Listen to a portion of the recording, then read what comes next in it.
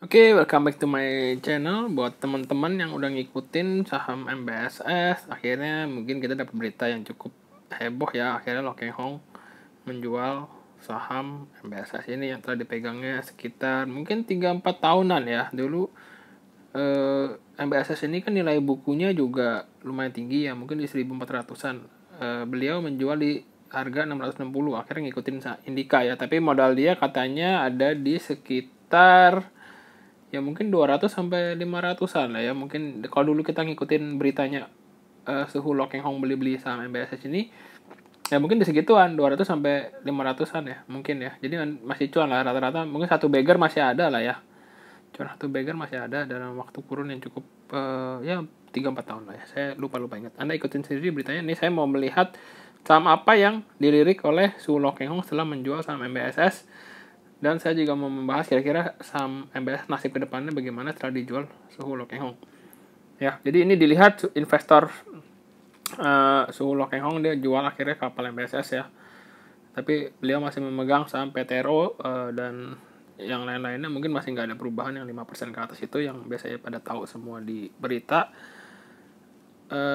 Ini dikonfirmasi ke beliau, saya menjual semua saham MBS katanya.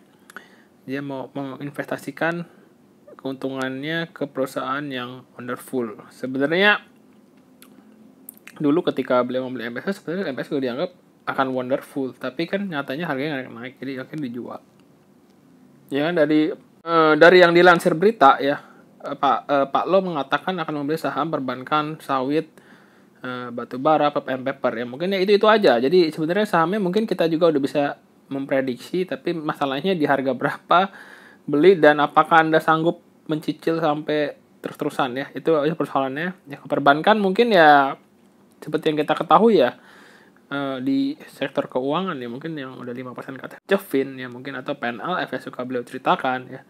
Atau belakangan ada saham BNGA yang mungkin ya mungkin nggak disebut, tapi ya kira-kira kita memprediksikan saham-saham bank yang masih murah-murah. Kalau perkebunan kelapa sawit mungkin ya mungkin Anda bisa asumsi sendiri lah ya, mungkin udah banyak tahu juga.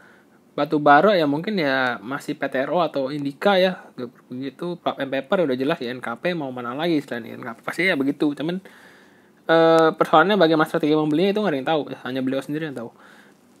Jadi memang terakhir cuannya berapa itu, setahun terakhir melesat cuan 127% ya.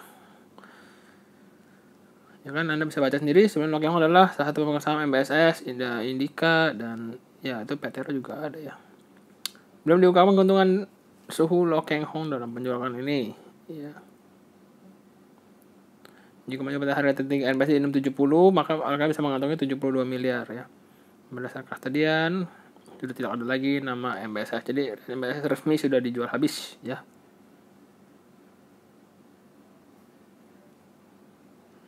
MBSS bekerja dalam bidang emiten, pengiriman, kargo, penumpang hingga pengangkutan minyak. Sepanjang tahun 2020 MBSS rugi bersih.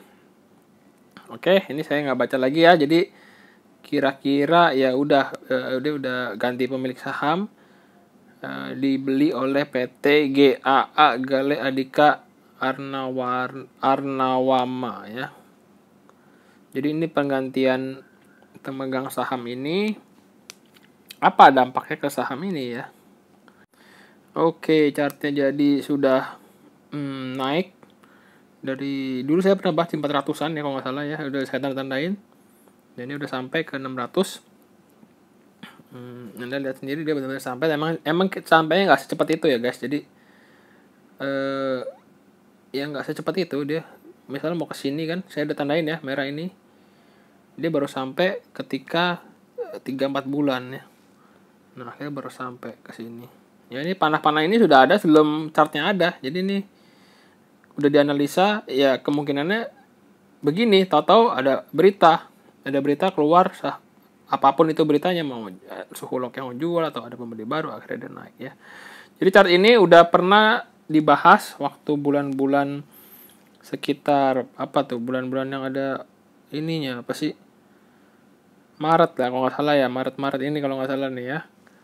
Maret ini dia naik 50%. Saya rasa ya lumayan. Anda nabung 3 Maret ke September itu berapa bulan ya? ya mungkin 4-5 bulan, ya 6 bulan lah, 6 bulan Anda 400-an Anda beli naik ke 600 ya, berarti 6 bulan Anda dapat 50%. Itu menurut saya sangat lumayan ya. Jadi Anda pola pikir masih benar dulu kalau nabung seperti itu ya. Nabung seperti itu udah benar, Anda take profit ya sudah gitu. Lalu apakah ke depan lanjut atau enggak? Ini sih kayak udah mulai double bottom.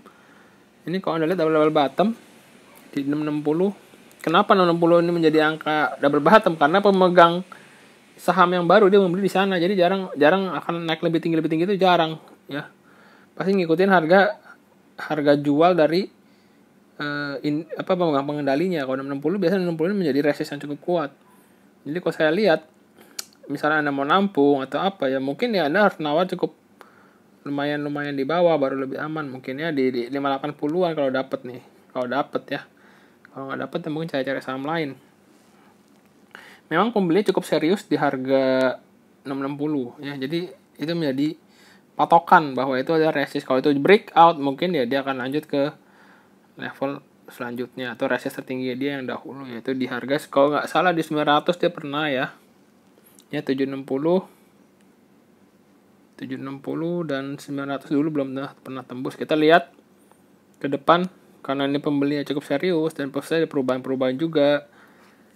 Masih mungkin menurut saya masih mungkin ke depan dia kan nggak mungkin orang beli itu dengan polosnya membeli perusahaan lalu nggak untung gitu kan. Pasti dia tahu kan kelebihan perusahaan ini baru berani membeli ya kan ya. Jadi ini bisa ada kemungkinan juga ke depan breakout ke harga 1000 nih. Tapi kan kita nggak tahu juga kapan akan breakoutnya ya. Tentu fundamental harus ngikutin gitu. Begitu dia ganti pemegang saham mungkin strategi juga lain ya. Ntar usaha-usahanya apa yang terjadi bisa saja berubah. Jadi yang tadi rugi jadi lebih ke positif mungkin seperti itu.